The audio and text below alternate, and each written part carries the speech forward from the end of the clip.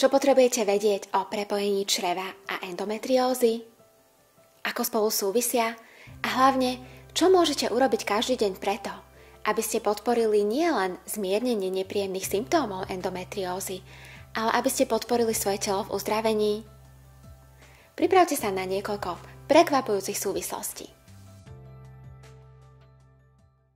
Nové výskumy poukazujú na to, že črevné baktérie hrajú dôležitú rolu v rozvoji aj v progrese endometriózy.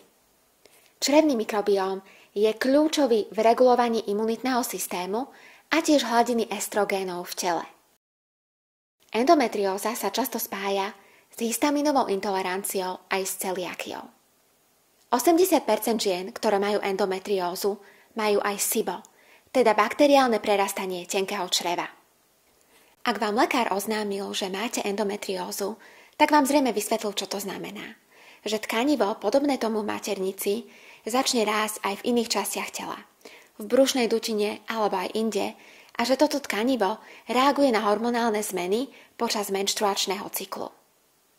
A možno ste sa opýtali, ako sa to mohlo stať. Prečo? Na túto otázku zatiaľ neexistuje oficiálna jednoznačná odpoveď. Možno je to genetika, možno hormonálna nerovnováha, zrejme to je kombinácia viacerých faktorov. No, stačí vám takáto odpoveď? Progresívna funkčná medicína hovorí o endometrióze ako o komplexnom zápalovom ochorení. Teda súvisí s chronickým zápalom v tele. Endometrióza sa zatiaľ nezaraďuje medzi autoimunitné ochorenia, ale má s nimi viacero spoločných znakov. Napríklad zvýšené hladiny prozápalových cytokínov, zníženú apoptózu buniek a abnormality spojené s T lymfocytmi aj s B lymfocytmi. Endometrióza sa spája so zvýšeným rizikom iných autoimunitných ochorení. Výskumy posledných rokov poukazujú napríklad na prepojenie endometriózy s reumatickou artritídou, s ochoreniami štítnej žľazy, s psoriázou, celiakiou, sklerózou multiplex, s zápalovými ochoreniami čreva aj s histaminovou intoleranciou. Skrátka, u žien s endometriózou pozorujeme abnormálne správanie imunitného systému. A nehovorím vám to preto, aby som vás strašila, ale hovorím to preto, lebo verím tomu, že čím lepšie porozumieme prepojeniam a pochopíme, ako veci v tele fungujú, tak tým lepšie rozhodnutia môžeme robiť každý deň preto, aby sme podporovali nie chorobu, ale zdravie. A hlavne vám chcem povedať, že zatiaľ čo chirurgický zákrok, nejaká forma hormonálnej liečby alebo fyzioterapie sú zrejme potrebné, neadresujú príčiny. Sú dôležité, pomáhajú vysporiadať sa so symptómami, dôsledkami ochorenia, ale rozhodne môžete urobiť oveľa viac preto, aby ste podporili svoje telo v uzdravení a aby ste robili lepšie rozhodnutia každý deň. Nič v tele sa nedeje vo vákuu. Všetky procesy v tele navzájom spolu súvisia. A pri chronických ochoreniach a zápalových autoimunitných ochoreniach, ktoré sú také bežné v dnešnej dobe, vidíme veľmi zaujímavé prepojenie na črevá. Prečo? Črevá hrajú dôležitú rolu v regulovaní imunitného systému a baktérie, ktoré tam žijú, majú zásadný vplyv nielen na črevá, ale aj na mozog a mnohé ďalšie procesy v tele. Pozrime sa teda bližšie na to, čo majú črevá spoločné s endometriózou. Vyše 70% imunity sídli práve v črevách. Sídli tam veľa imunitných buniek, ale aj črevné mikróby, ktoré pomáhajú imunitným bunkám tým, že napríklad signalizujú nebezpečenstvo a tiež im poskytujú zdroj energie. Okrem toho, črevné mikróby zohrávajú zásadnú rolu vo formovaní, dozrievaní a regulovaní imunitného systému. Ak sú črevá poškodené, je tam chronický zápal, infekcia, ak tam panuje nerovnováha črevných baktérií, teda je tam viac tých potenciálne škodlivých ako tých prospešných, znamená to problémy. Uzdravenie čreva je teda jedným z kľúčových faktorov pre podporu liečby endometriózy. Pomáha adresovať chronický zápal, hyperaktivitu imunitného systému, podporuje lepšie vstrebávanie živín z jedla aj detoxikáciu hormónov z tela. Tiež endometrióza vplýva na fungovanie tráviaceho systému. Napríklad počas menštruácie sa z maternice aj z endometriálnych lézií mimo maternice uvoľňujú prostaglandíny. Tieto spôsobujú napríklad krče a hnačku počas menštruácie. Endometriálne tkanivo môže rásť aj priamo v črevách. Tým narúša ich anatómiu a aj plynulý pohyb v črevách. To môže viesť k rozvoju SIBO, teda k bakteriálnemu prerastaniu baktérií z hrubého čreva do tenkého čreva. Môže to viesť aj ku kvasinkovým infekciám a celkovej nerovnováhe črevného mikrobiómu.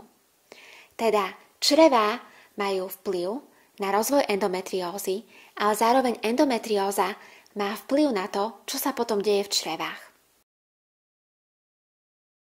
Endometrióza sa často spája aj s histamínovou intoleranciou. Bunky mastocity, ktoré uvoľňujú histamín, sa nachádzajú vo zvýšenom množstve v endometriálnom tkanive u žien, ktoré trpia endometriózou. Endometrióza je často sprevádzaná hyperaktivitou imunitného systému, ktorá sa spája aj s histamínovou intoleranciou. Ak máte vy alebo niekto vo vašom okolí histamínovú intoleranciu, tak zrejme poznáte enzym DAO, ktorý častokrát sa užíva aj v tabletkách. DAO je enzym, ktorý rozkladá histamín v tráviacom trakte a pomáha vyrovnávať hladinu histamínu v tele. Histamín totiž nie je zlý, slúži dokonca aj ako neuroprenášač, takže je dôležitý pre naše telo, ale v optimálnom množstve. Enzym DAO telo prirodzene produkuje v obličkách, v týmuse, ale aj v sliznici tenkého čreva. Ak je tam všetko v poriadku. Svoju rolu tu majú aj črevné baktérie. Niektoré kmene črevných baktérií totižto pomáhajú produkovať viac histamínu z prijatých potravín a iné kmene zase pomáhajú rozkladať histamín. Takže ak tam panuje nerovnováha a je tam viac kmeňov, ktoré produkujú histamín, to opäť vedie k zvýšenej histamínovej intolerancii. Okrem histamínovej intolerancie medzi ďalšie sprievodné ťažkosti endometriózy patria aj alergie. Až 61% žien s endometriózou trpí nejakou alergiou. A alergie samotné sú tiež prepojené na črevá a črevné mikróby. Ale o tom si povieme viac na budúce. Rozvoj endometriózy je ovplyvnený aj schopnosťou tela metabolizovať hormón estrogén. A to tiež súvisí s črevným mikrobiómom, konkrétne s podskupinou črevného mikrobiómu, ktorú nazývame estrobolom.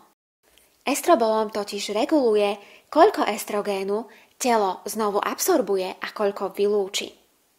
Estrobolom produkuje enzym beta-glukuronidázu, ktorá premieňa estrogén na jeho aktívne formy, ktoré sa potom viažú na estrogénové receptory.